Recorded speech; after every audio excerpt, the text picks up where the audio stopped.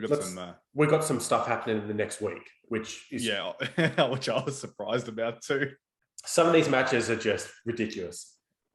And October 1st to October 3rd, Arm Wars is back. And I think that is the best news since ever. Fucking sliced bread. Some of the bread and butter of my motivation as I got into arm wrestling was watching the Arm Wars series back in 2012, 2011, and, you know, in and out of those years. What were your favorite matches? Anything that had Jeff Howe in it, it was entertaining. Yeah, that was fucking sick. Anything with Don Underwood, I just loved the showboating. Yeah. The Devon versus Don Underwood match was great. Yeah. Even Yoshi Kanai was in Arm Wars. Unfortunately, right. Tore his bicep on the left. On the right against Don Underwood, I believe. Or on the left, one of them.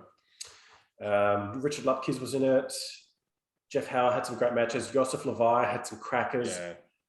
Andrew Cobra Rhodes. There was just so many great matches full of legends that really built the 21st century and, you know, the late 20th century of arm wrestling. Yeah. So with that in mind, it's back. First match, Giannis Amelins versus Jeff Howe. This is crazy. Like, I can't know. I get giddy thinking about this. Yeah. I don't know who's going to win. I love both of them. I've met Giannis. I'm going to root for Giannis to win. I believe they both have pins on each other. Okay. I didn't know that Jeff had pins on Giannis. I don't know if it's the practice table or an actual comp, but I have seen Jeff Howe pin Giannis before. So I do believe that Giannis would be the favorite to win. In saying that, you can never rule out Jeff Howe. Yeah. It all depends how his prep is. Yep. It really does. It's going to be a case of who can... I do believe that if Jeff secures his hook, I do think it'll be hard for Giannis to come back. Yep. But in saying that, Giannis can go deep in hooks. He can. We saw it with Tom Holland. Tom Holland is the epitome of that. Yeah. He was able to go into Tom Holland's zone and come out on the other end. That's right. In saying that, Giannis's top roll is much more refined and complete than Jeff's. Yep. So I do believe that there could be an issue of Jeff failing to get the appropriate hand control. Sort of like we saw against him versus Sam Harris. Yeah. If Sam Harris can stay out of Jeff Howe's hand, there's no reason in my mind why Giannis can't and make it look easier. And that is not to discredit Sam Harris by any facet. I just do believe Giannis is at a slightly higher level. Yeah. What do you think, Matt? I think it all boils down to Jeff's prep. I think Giannis is the favorite. And what's going to happen is he's going to top roll him fucking 5 times. Yeah. But if Jeff addressed that since the Sam Harris match, which you're just referring to, and he's strengthened his fingers, his tabletop pressure, I think he might have a chance of just sinking Giannis into a hook and then basically having a fucking fair game. Yeah. Now, Jeff's hand is very strong. I do believe it may be his hand size that disadvantages him. Because Sam Harris's hands are fucking quite big for his weight, right? For a weight, yeah. I mean, you look at someone like Alan Fisher, whose hands are monstrous. Yeah. He's got a super heavyweight hand. He does, yeah. So, yeah, I would love to see who's going to win that. And obviously, we're going to find out who we betting. I'm going to say Giannis. Yeah, me too. No arguments there, mate. No need to bet. Bet a slab. That's on the fucking line. Next match we want to talk about, RVJ versus Sasha Andreev. I can't call it, man. I can't call it. What a match.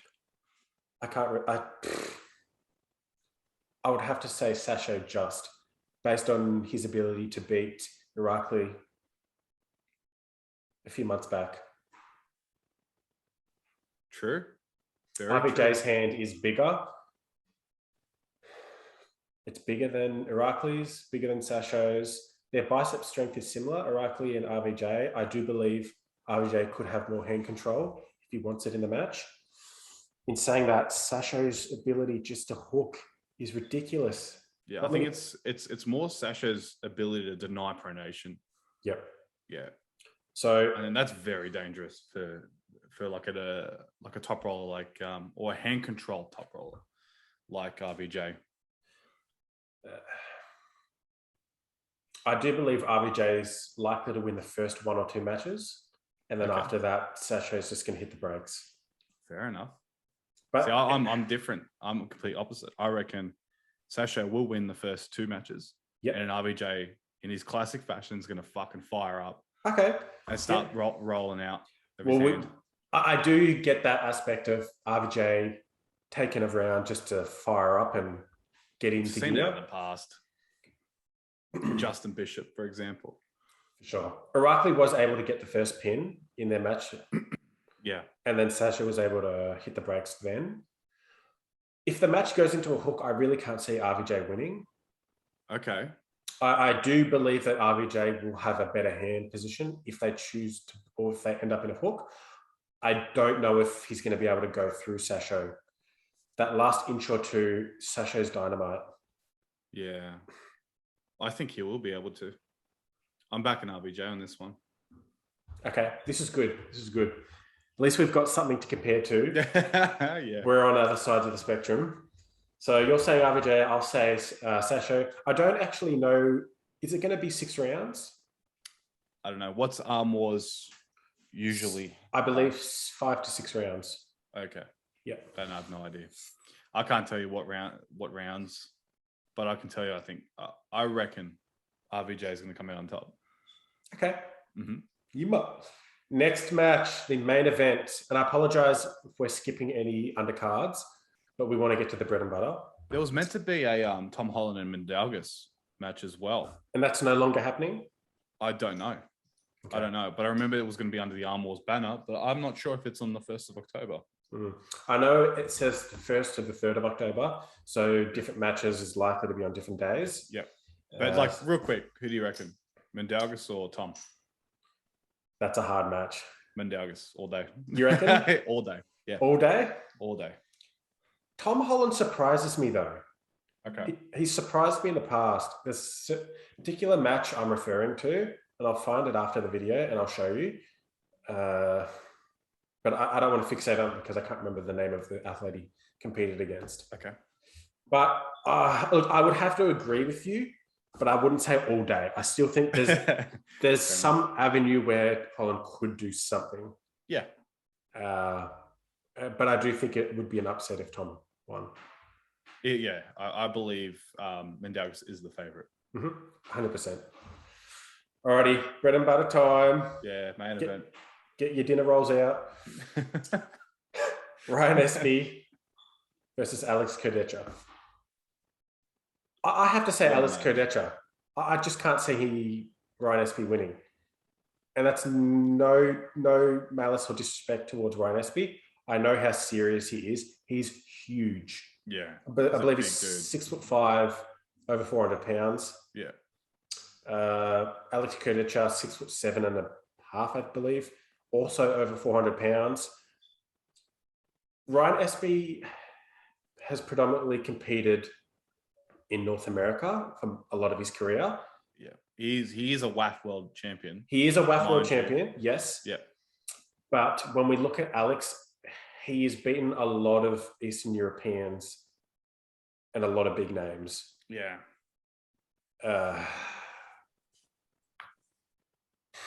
I reckon it comes down to, for both of those, is recent match experience.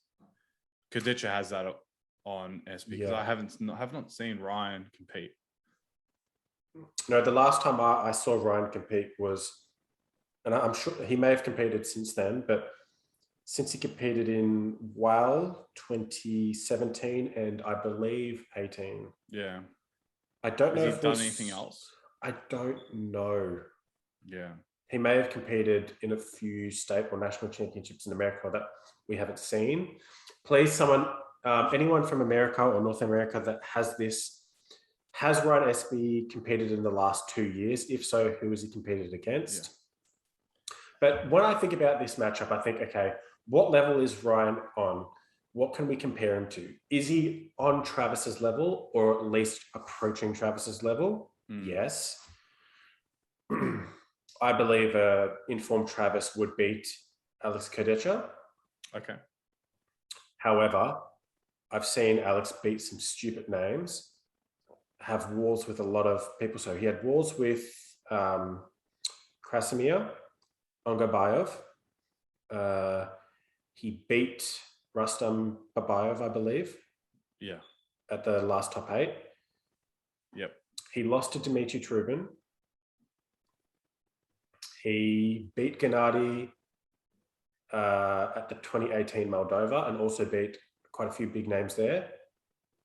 He also beat Georgy Svetkov. Yeah, he's serious too. Left-handed, I think, as well, which is Georgie's better arm. Okay. And look, I could go on. There's a few matches that I can't think of, but this to me is really going to help us understand where America ranks, North America ranks compared to Eastern Europe. Not the number 1, obviously, but I'm talking the top 10 to top 20 in North America versus top 10 to top 20 in Europe. I believe this will give us more of an understanding about where everyone's at. Yeah.